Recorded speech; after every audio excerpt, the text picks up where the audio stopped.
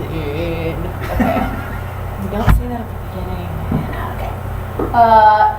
Now we're going to talk about the informational no. No. Nope. This is what you're going to be using while you're running discrete trials. So just to review, what you guys are going to be doing here at Meaningful Day is running, they're called discrete trials, so it's a discrete learning opportunity, and it looks like instruction, behavior, consequence. And so you give your instruction or your SD, and then if they respond correctly, you reinforce with You do this. at least verbal praise, probably more. And if they respond incorrectly, you give them, we already talked about it, the quote, informational no. And then prompting and prompt fitting are also used to help the learner respond independently when they don't initially know how.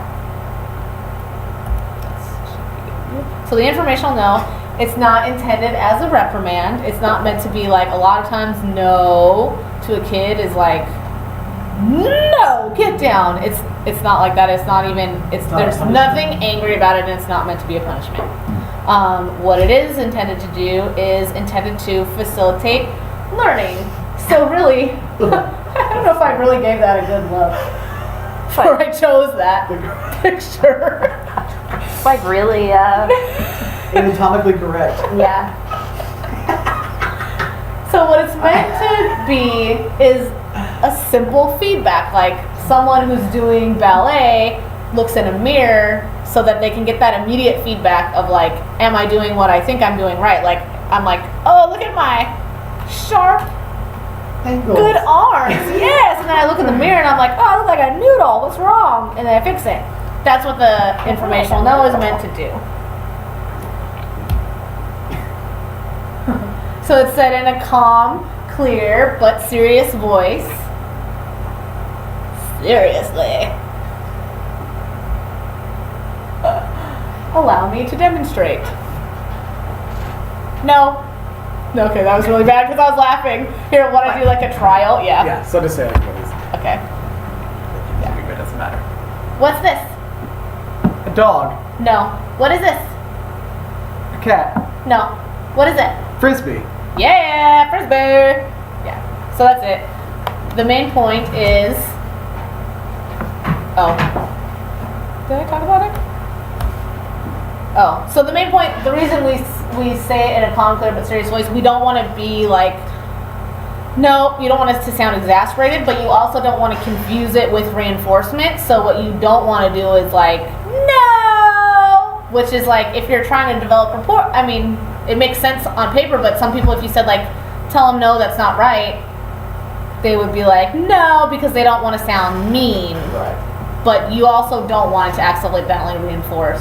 What you see with a lot of like, what do you see with typical kids and their fun uncles is like, they act crazy, and then fun uncle picks them up and is like, we don't do that, because it's like you want to address that they're not doing something they're supposed to, but you don't want to be like Debbie Downer. Right. But if we're thinking about what we're doing here, we're trying to provide a very neutral, informative consequence. So you don't want it to be like, no, silly, that's not it.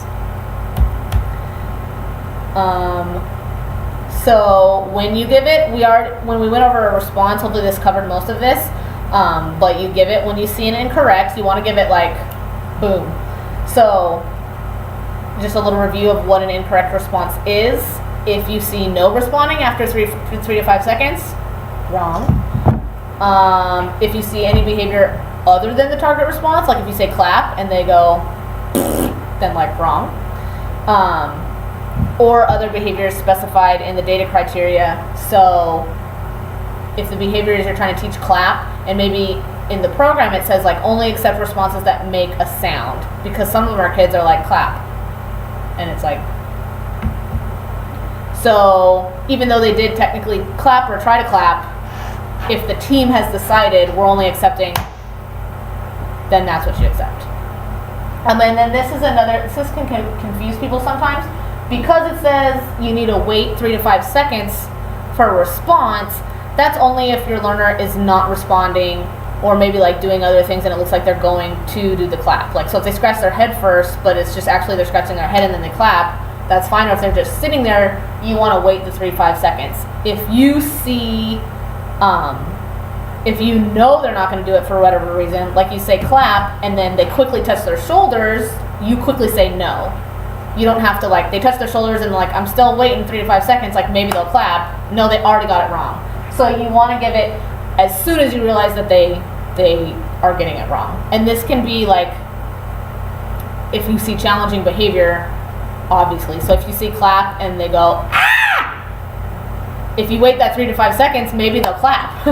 But like, you don't want to wait for that. You want, the scream is wrong. You don't want screaming when you say clap. So if you know for a fact that it's going to be wrong, then you can just like no and represent really fast. And sometimes too, if your lower, really low function clients, they may require 10 seconds. It does, right. It does determine with the child. Right. It can. We do have those kids where it's like we're giving them more The time. processing is just takes longer. Mm-hmm. And they do, like, they can do that. But as much as possible, we want to encourage faster responding because that's more functional in their lives. So for most, like, 3 to 5 is a good. It'll also let you know, like, what you, like, we have one kid, JR, who has a range. Like, sometimes he'll respond really quickly and sometimes he'll respond slowly. So that tells us that they can do it.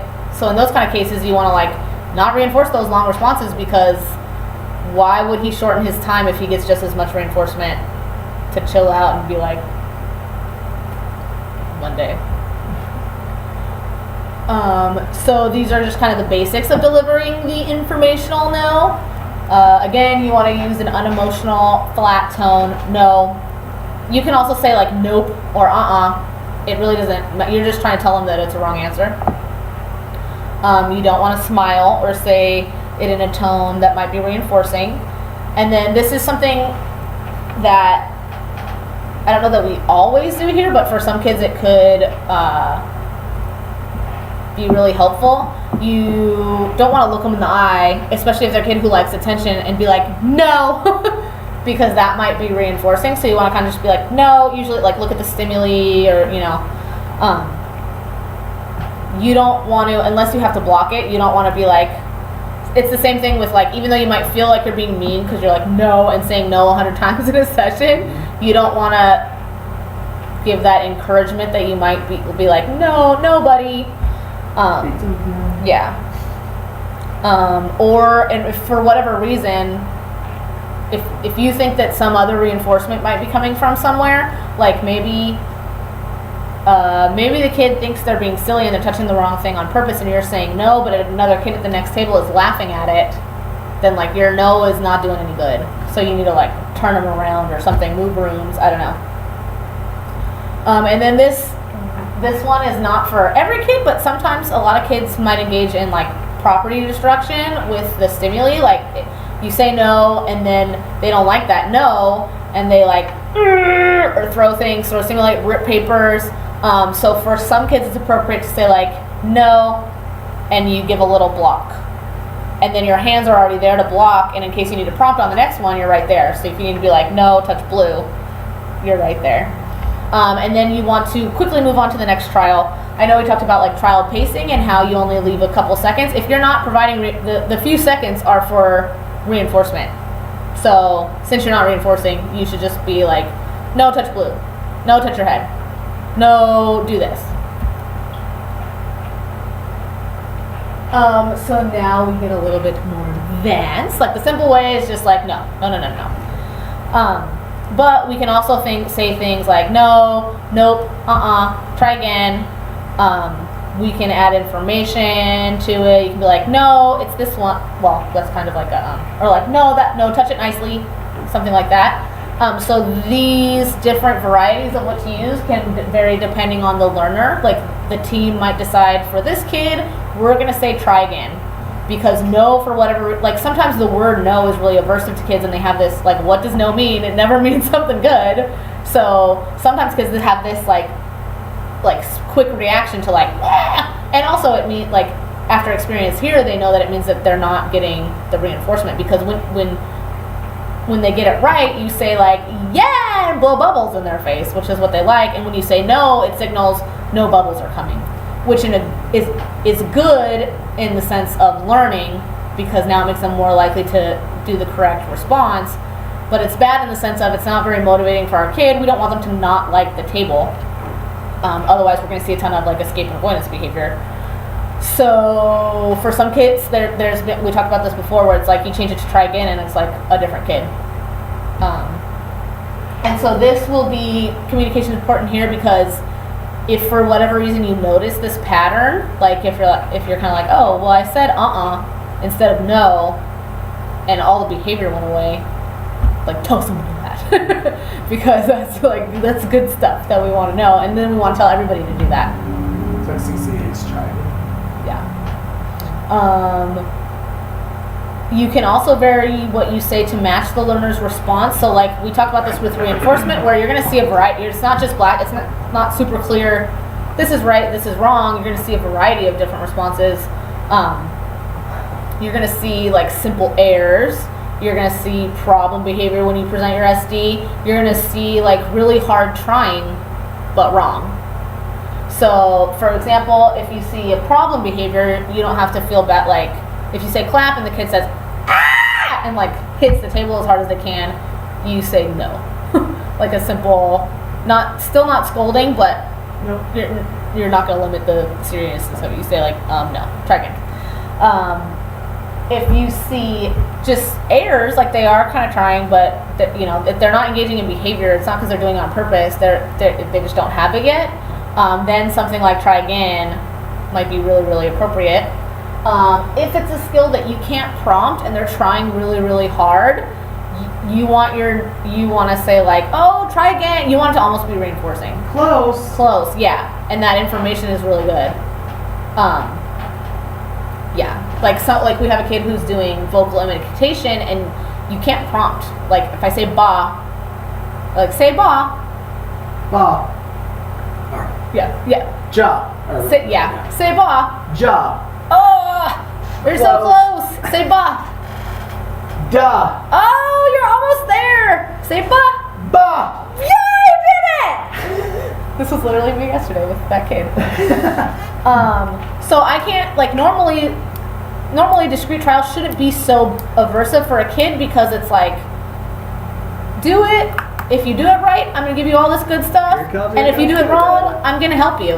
Right. So, like, really it shouldn't be bad, but those skills where we can't, like, eye contact is really hard.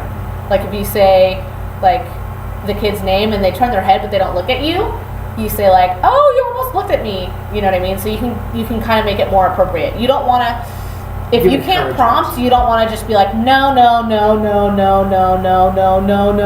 especially when they're trying, because then those trying responses are going to go away. Like, and they're not going to why am I even trying? Yeah, like, why bother?